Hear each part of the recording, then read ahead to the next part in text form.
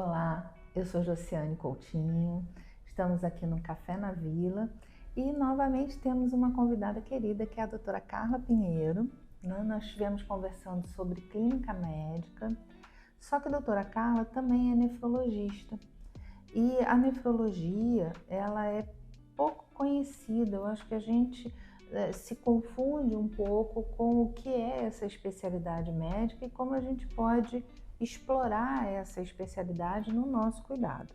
Então, doutora Carla, bem-vinda novamente aqui conosco. Explica para nós o que é a nefrologia. Então, obrigada pelo convite. Bom, nefrologia é a função do rim, né? Literalmente é isso. E essa palavra vem da unidade básica do rim, que a unidade básica do rim é o néfron. Então, por isso, nefrologia. E como é que você avalia a função do rim num exame? É no exame de sangue, um exame super simples que se chama creatinina. O início, né, dessa avaliação. E as pessoas realmente confundem, né, a especialidade que avalia a função do rim com a urologia, por exemplo, que é uma especialidade cirúrgica da parte do aparelho urinário, da parte genital também do homem, né? Então, muita gente às vezes vai parar no urologista quando na verdade está à procura de um nefrologista, por exemplo, porque não é muito difundido, não é muito popular essa diferença, as pessoas confundem mesmo. A gente, quando está pensando no nosso cuidado da saúde, a gente se preocupa com o coração, a gente se preocupa com a pressão arterial, a gente se preocupa às vezes com o nosso pulmão, né? Uma pessoa que tem aí uma capacidade pulmonar mais comprometida, mas via de regra as pessoas não se preocupam com o rim. Qual a função do rim? Para que o rim serve? Vamos pensar, para que o rim serve na nossa vida? Então, na verdade, o rim é o órgão responsável pela filtração do nosso sangue para jogar fora, né? Vamos falar assim, numa linguagem mais popular, as impurezas do nosso sangue, digamos assim. Então, a gente possui dois rins no corpo com essa função, basicamente, né? Quando a gente toma remédio também dos metabólicos, a maioria é por depuração renal, a grande parte dos remédios. Então, quando o nosso rim reduz o funcionamento ou para de funcionar, a gente perde a capacidade de filtrar, né, o nosso sangue, a gente começa a acumular as impurezas no nosso corpo. E aí é a ureia, creatinina, alguns eletrólitos, o potássio é o mais preocupante deles, porque quando está alto pode ocasionar arritmias cardíacas. Então, assim, pode gerar acidose no nosso corpo, gerando uma respiração mais rápida, acumula líquido, e aí a gente pode ter desconforto para respirar, né, cansaço. Então, o rim é um órgão muito importante do ponto de vista no equilíbrio do nosso corpo. Mas as pessoas não se preocupam com ele.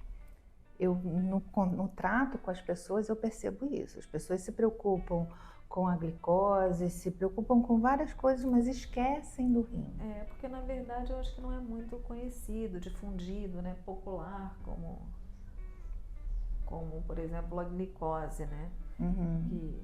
E a gente, no mundo, na verdade, no Brasil, a principal doença que leva para a disfunção renal crônica, né, é o diabetes, por exemplo, e a hipertensão arterial.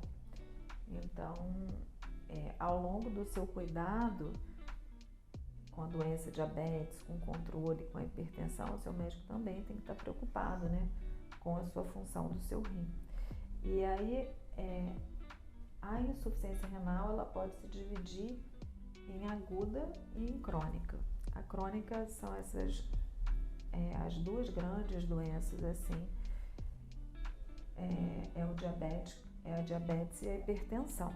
Tem o grupo das glomerulopatias, as infecções urinárias de repetição, mas isso tem um percentual menor.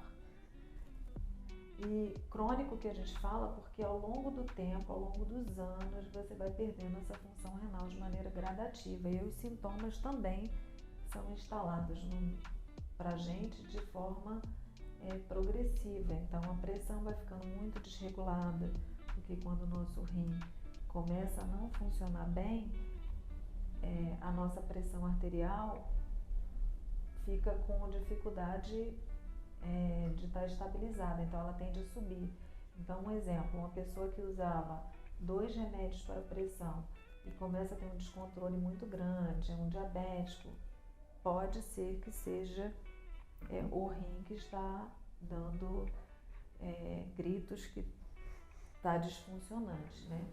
E a insuficiência renal aguda, aí essa tem uma outra face, é diferente.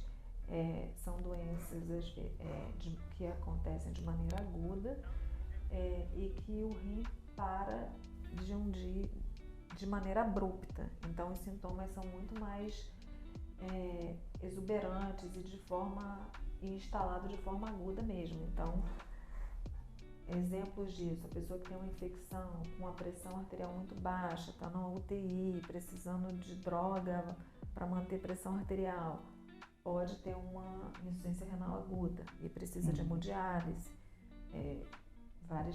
Vocês devem ter esses exemplos, né?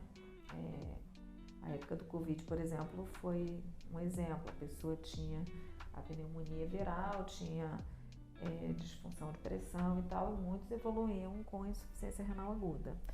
O uso de anti-inflamatórios de maneira exagerada, que é um remédio que é vendido sem receita e que a gente usa para dor e que na verdade é muito bom para dor, né? Porque a gente toma um anti-inflamatório para aquela dorzinha no pé, para dor na coluna, para dor não sei onde, ele resolve, realmente resolve. Mas o uso em excesso para as pessoas que têm uma função renal que pode ser limite, é um remédio muito ruim. Agride. É uma causa de disfunção renal aguda, o uso de anti-inflamatório. Então, são esses 2 grandes grupos, assim, né? A forma aguda e a forma crônica.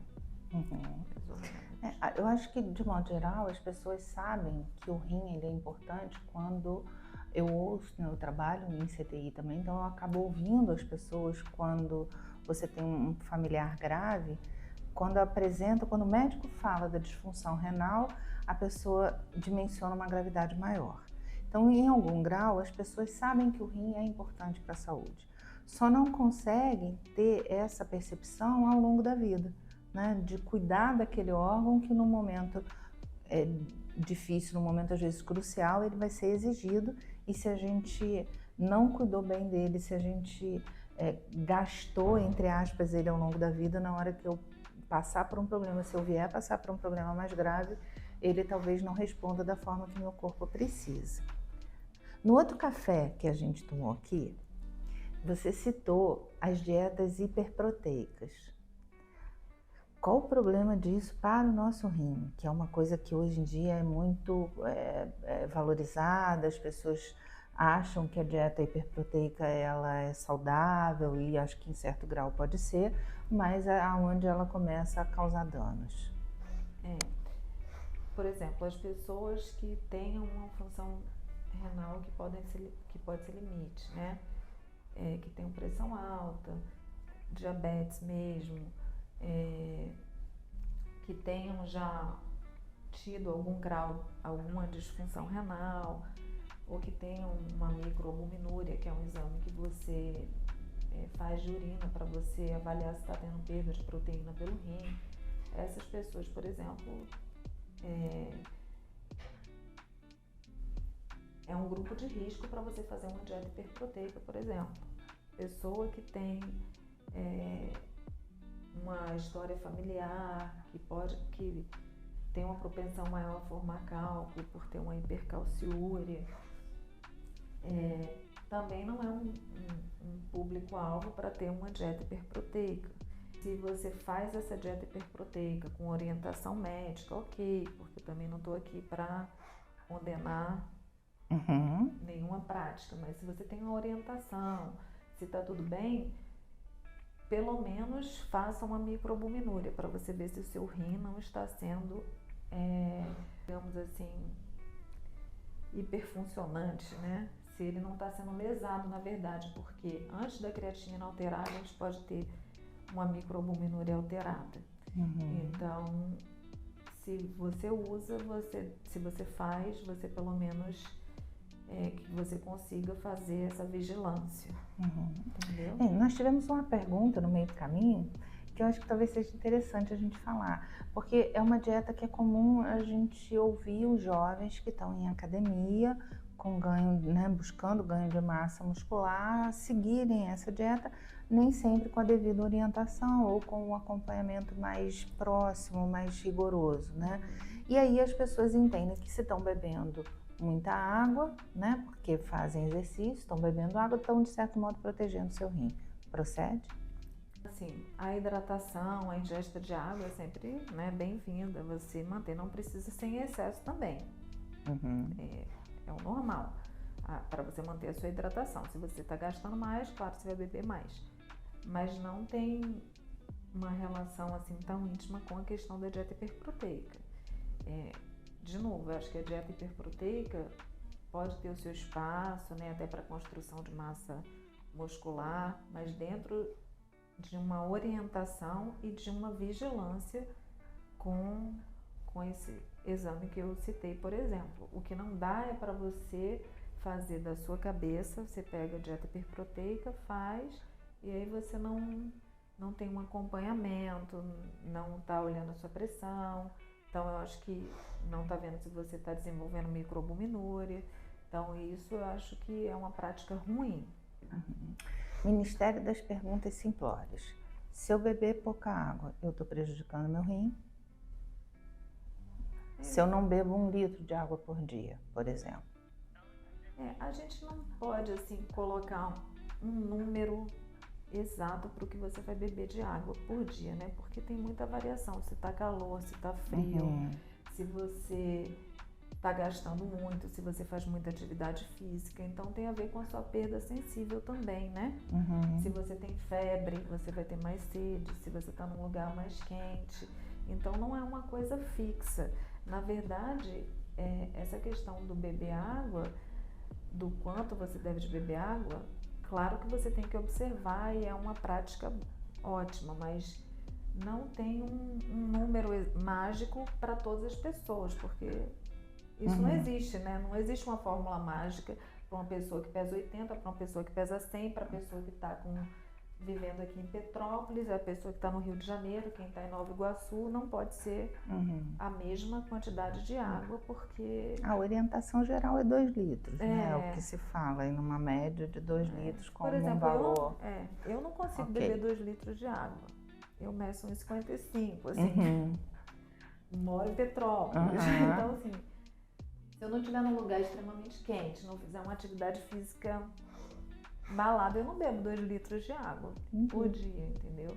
Individual, né? Bacana trazer isso, porque a gente tem os 2 litros como um número mágico, né? Tem os 2 litros como um número mágico, eu acho que não pode ter número mágico. Que bom. E quando que eu tenho que procurar um nefrologista? Na verdade, direcionado pelo seu clínico. Eu acho que o nefrologista é uma especialidade que não deve, pelo menos, precisar ser de uma demanda sua, né? Só quando há um problema. Um clínico está habilitado para pedir uma creatinina, para pedir uma microalbuminúria, para identificar se aquele paciente diabético, por exemplo, está num grupo de risco para desenvolver, para disfunção renal e deva ter uma orientação.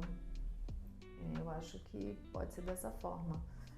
No Brasil, a gente tem essa cultura muito de especialista por livre demanda, né? Lá fora tem vários lugares que não é dessa forma.